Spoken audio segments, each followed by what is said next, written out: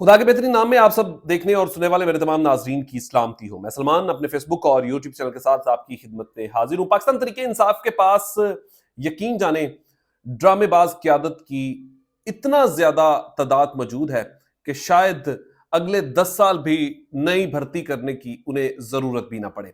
ये जुमला मैंने क्यों बोला?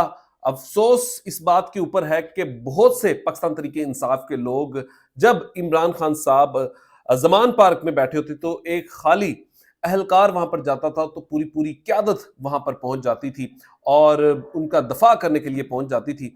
और जब से इमरान खान जो है वो जेल के अंदर है, यकीन जाने अब वही क्यादत जो है वो ड्रामेबाजी करने पर मजबूर है, या उन्हें ड्रामेबाजी के शायद कुछ ना कुछ उन्हें मिलता भी हो।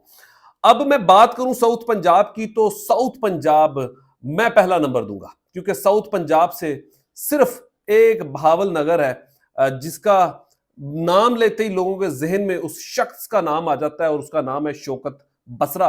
या मैं डीजी खान की तरफ बात करूं तो जरताज गुल या जमशेद दस्ती साहब की बात कर सकता हूं, या जेल में बैठा शाह महमूद कुरैशी साहब। शायद उनकी अगर बेटा वो काम ना करता तो शाह महमूद कुरैशी साहब के ऊपर भी कुछ सवालिया निशान ना उठते। लेकिन इस वक्त शाह महमूद कुरैशी की इस कुर्बानी को आप कभी नहीं जुटला सकते। लेकिन फिर बात करूं मैं उसके साथ एक जिला लोधरा की, या उसके साथ भावलपुर की, या खानेवाल की बात करूं, या मुल्तान की क्यादत की बात करूं, जब भी इमरान खान साहब ने किसी भी इhtजाज की कॉल दी है तो ये तमाम ड्रामेबाज क्यादत जो है वो आपको एक मखसूस जगह पर जो है वो एहतजाज रिकॉर्ड करती हुई दिखाई देगी।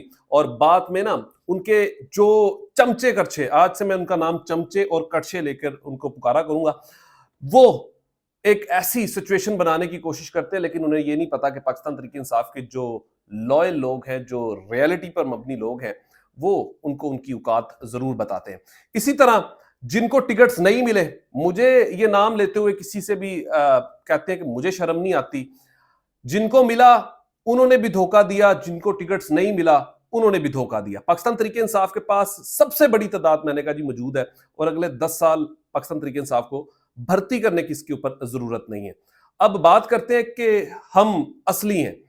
असली में आपको आज एक चीज सुनाता हूं, सबसे पहले आप सुने, मेरे ख्याल में आपके लिए वो बहुत है, और शायद इसको सुनने के बाद अगर आपके अंदर शायद कोई थोड़ी बहुत गैरत आ जाए। इस बात से राजी हैं। अगर उन्होंने ये बोला है तो बिल्कुल सच बोला है।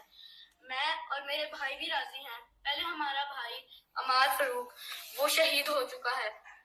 इस पाकिस्तान के लिए हम भी शहीद होने के लिए राजी हैं। इमरान खान जिंदाबाद। ये बच्चे जो बात कर रहे हैं ना, ये है अपने शेर बाप मियां अबैद फारूक की तरह उनके बेटे। हमारा भाई अमार फारूक शहीद हुआ, अब हम भी पाकिस्तान के लिए शहीद होने के लिए तैयार हैं। मुझे इनकी इस बात से फर्क नहीं पड़ता कि ये क्या बात कर रहे हैं, मुझे इस बात से जरूर मैं इंप्रेस हूं कि उनकी बहादुरी को देखें, अपनी पार्टी के साथ लॉयल्टी देखें। और आप सुबह से शाम तक हकीकी के दावे करते, कभी किसी के पास फोटो सेशन के पास पहुंचे हुए हैं। पूरी साउथ पंजाब की क़यादत का इस वक्त यही हाल है। अगर मैं अपने जिले लोधरा की बात करूं तो मैं सिर्फ एक शख्स को जानता हूं, चाहे वो किसी के पास नहीं जाता, किसी इhtजाज पर नहीं जाता, लेकिन उसके सोशल मीडिया को जब आप देखते हैं ना, तो यकीन जाने जो बात वो कर रहा है ना, वो एक एमएनए और एमपीए के अंदर भी करने की इस वक्त मैं कह सकता हूं कि उनकी फकत औकात नहीं है। मैं इस वक्त नवाब अमानुल्लाह खान साहब के बेटे की सईद अमान साहब की बात कर रहा हूं। आप उनका सोशल मीडिया प्लेटफॉर्म देख लें, उनकी खुद की आईडी को देख लें, वो जिस तरीके से इमरान खान के दफा के लिए दिन रात खुश हैं। और आपका सोशल मीडिया सुबह से शाम तक सिर्फ एक ही बात, अपनी हकीकत को बताने पे लगा हुआ है। चाहे मैंने कहा कि टिकट जिसको मिली है मैं उसको भी मेंशन करके ये बात कर रहा हूं, जिसको टिकट नहीं मिली मैं उसको भी मेंशन करके ये बात कर रहा हूं। महज आप ड्रामेबाजी के लिए काम करते हैं। आपके ऊपर इल्जामात की जो चीज है वो मैं बताना शुरू कर दूं ना, तो शायद आप कभी भी उस सवालों के जवाब ना दे सके। और मैं ये ओपन प्लेटफॉर्म पे ये चैलेंज करने के लिए भी तैयार हूं। मैं जो बात आपके साथ करता हूं आप उसके जवाब दें, और आप हल्फन वो उन बातों का जवाब दें। इससे पहले आपके अपने लोगों ने जो आपके ऊपर इल्जामात लगाए हैं, अगर जहांगीर खान तरीन साहब के ये मामला ना होते तो आप उनके पैनल का हिस्सा थे। ये इल्जामात आपके ऊपर लगाए गए हैं, ये इल्जामात की रिकॉर्डेड चीजें मेरे पास पड़ी हुई हैं, आपके ऊपर लगाने वाले उन लोगों की एक बहुत बड़ी फहरिस्त मेरे पास मौजूद है। तो आप किस तरीके से ये बातें जुटला सकते हैं? और सुबह से शाम सिर्फ एक ही बात करने के लिए आपने कुछ चमचे और करछे जो रखे हुए हैं, आज से मैं उनको ये बताना शुरू करूंगा कि अब हकीकत क्या है, और इस हकीकत के ऊपर बात करूंगा। इमरान खान के साथ अगर इस वक्त पूरे जिले में किसी ने, सोशल मीडिया की बात करूं तो चंद एक लोग हैं। एक अरियान, आप कंवर अरियान का नाम आपने सुना होगा, साउथ पंजाब से उसका ताल्लुक है। वो लड़का अभी तक 2 साल से अपने घर में नहीं जा सकता।